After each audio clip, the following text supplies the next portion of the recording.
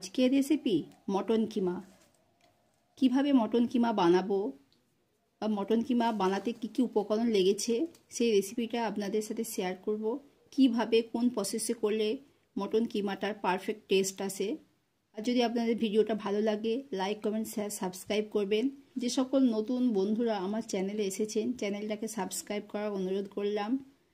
এই কিমাটা আপনারা রুটি পরোটা লুচির সাথে পরিবেশন করতে পারেন, খুব ভালো লাগে। খুব সহজে কিভাবে বানাবেন সেই রেসিপিটা আপনাদের সাথে শেয়ার করেছি। আপনারা দেখছেন Sadia's kitchen with village food. আমি এখানে 500 গ্রাম মটন কিমা নিয়েছি। এটাকে ভালো করে ধুয়ে নিয়েছিলাম, জলটাও ঝরিয়ে নিয়েছি। এটাকে আমি ম্যারিনেট করে নেব। ম্যারিনেট করার জন্য লবণ দিলাম, হাফ চামচ হলুদের গুঁড়ো দিলাম, হাফ চামচ লঙ্কার গুঁড়ো দিলাম, 2 চামচ লেবুর রস দিয়ে দিলাম, 1 চামচ আদা রসুন বাটা দিলাম। ভালো করে মাখিয়ে নেব। আমি মাখিয়ে নিয়েছিলাম, কিছুটা সরষের তেল দেব, দিয়ে আবারও ভালো করে মাখিয়ে নেব।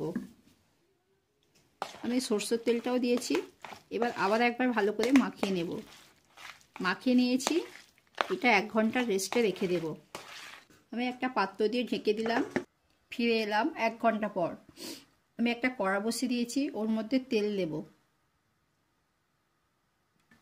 আমার তেলটা গরম হয়ে গেছে। আমি মাঝারি সাইজে 2টো আলুকে ছোট ছোট করে কেটে নিয়েছি। এটাকে তেলের মধ্যে দিয়ে নেব।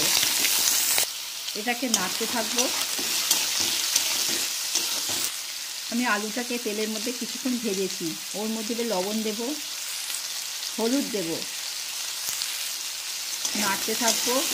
এই সময় হলুদটা দিলে আলুটা কালারটা খুব সুন্দর হয়। একটু ভেজে নেবেন ভালো করে, লাল লাল করে। আমার আলুটা ভাজা হয়ে গেছে, দেখুন এইভাবে লাল লাল করে ভেজে নেব। খুব বেশি ভাজবো না।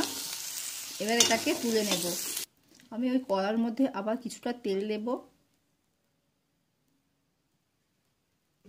তেল দিয়েছি, আমার তেলটা গরম হবে। তেলের মধ্যে শুকনো লঙ্কা দিলাম। 2টো শুকনো লঙ্কাকে আমি ছোট ছোট করে কেটে নিয়েছি। এটাকে একটু নাড়বো। ওর মধ্যে 2টো তেজপাতা দিয়ে দিলাম, দারুচিনি নিয়েছি দিব, লবঙ্গ দেব, 2টো এলাচকে নিয়েছি দিয়ে দেব। এবার এইটাকে একটু ভালো করে নেড়ে নেব। আমি মাঝারি সাইজে 5টা পেঁয়াজকে কেটে নিয়েছিলাম, সেই পেঁয়াজটাকে দিয়ে দেব। ছোট ছোট করে কেটে নিয়েছি।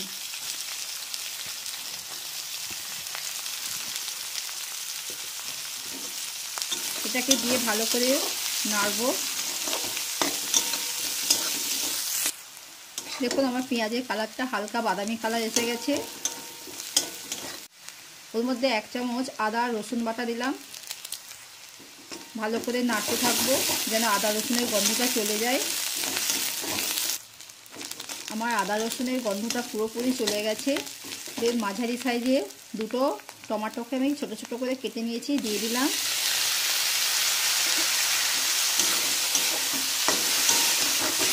টমেটো দিয়ে আবার ভালো করে কষাবো। আমি টমেটো দিয়ে নাড়ছিলাম, এর মধ্যে আবার লবণ দেব। লবণ দিয়ে আবার ভালো করে কষাবো। টমেটো থেকে দেখবেন জল ছেড়ে দিয়েছে। লবণটা দেওয়ার ফলে টমেটো থেকে জল ছেড়ে দেবে। দেখুন ওর মধ্যে হলুদ গুঁড়ো দিলাম, লঙ্কা গুঁড়ো দেব। আবারও ভালো করে কষাবো। আবারও ভালো করে কষাতে থাকবো। একটু জল দেবো ওর মধ্যে, অল্প একটুখানি জল দিলাম। আবারও ভালো করে কষাবো। দেখুন ওর মধ্যে আবার ধনে গুঁড়ো দিলাম, জিরে গুঁড়ো দিলাম। আবারও ভালো করে কষাবো। আপনারা এই স্টেজে মশলাটাকে খুব ভালো করে কষাতে থাকবেন। মশলাটাকে খুব ভালো করে কষাবেন।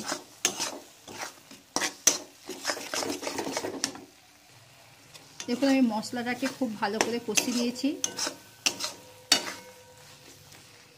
এর মধ্যে মাংসের কিমাটা দিয়ে দেব। কিমাটাকে দিয়ে আবারও ভালো করে কষাতে থাকবো। কিমাটা দিয়েও ভালো করে আমি কষাতে থাকবো। এইভাবে আপনারা 10 থেকে 15 মিনিট ধরে কষিয়ে নেবেন ভালো করে। দেখুন কিমাটা দিয়ে আমি কষতে কষতে কতটা জল বাড়িয়েছি, দেখুন আমি একটুও জল দিই না। এইভাবে কষতে কষতে দেখবেন এক সময় কিমা থেকে তেল ছেড়ে দিয়েছে। এই স্টেজে আপনারা অনবরত নাড়তে থাকবেন। যত ভালো করে নাড়বেন, কিমাটাকে কষাবেন, তত টেস্টি হবে।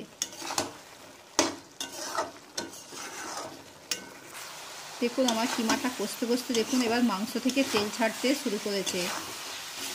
যখন দেখবেন মাংস থেকে তেল ছাড়তে শুরু করেছে তখন বুঝবে যে কিমাটা ঠিকমতো কষা হয়েছে। দেখুন আমার কিমাটা থেকে সম্পূর্ণ তেল ছেড়ে দিয়েছে। এবারে আমি এইটাকে একটা কুকারে দিয়ে দেব, কারণ কড়ার মধ্যে রান্না করলে অনেক সময় লাগবে সেদ্ধ হতে। আমি কম সময়ের মধ্যে এটাকে কুকারে দিয়ে দেব তাড়াতাড়ি হয়ে যাওয়ার জন্য। আমি এখানে একটা প্রেসার কুকার নিয়েছি। এবার মাংসের কিমাটাকে এর মধ্যে তুলে দেব। গ্যাসের ফ্লেমটাকে বন্ধ করলাম।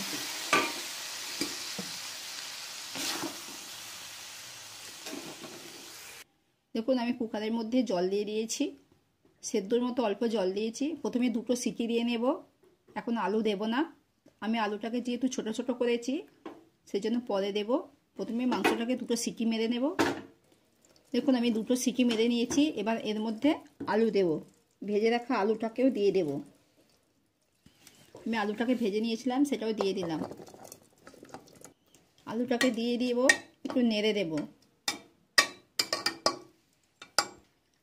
আলুটা দিয়ে আমি একটা সিটি মেরে নেব। আমি মাংসের মধ্যে এই মশলাটাকে ভেজে দিয়ে দেব।